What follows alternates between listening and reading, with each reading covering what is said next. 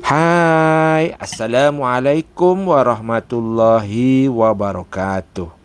Perkongsian menu air kad suga hari ini ialah air apple lychee suam. Ia sangat sesuai untuk mereka yang sibuk dan nak diet. Jangan lupa niatkan diet kita kerana untuk sihat dan mudah beribadah kerana Allah Ta'ala.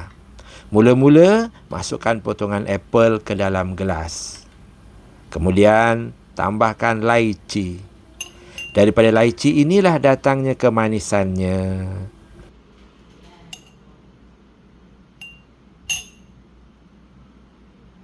Kemudian, masukkan air panas dan kacau-kacau.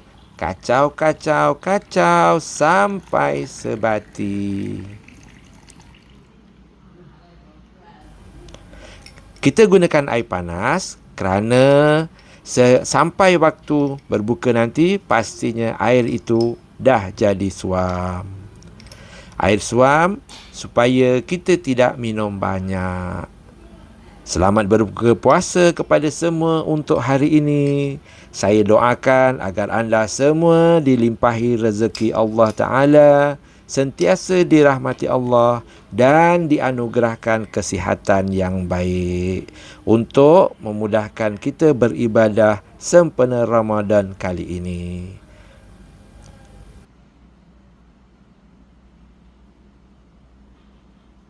Okey, jumpa lagi esok. Bye.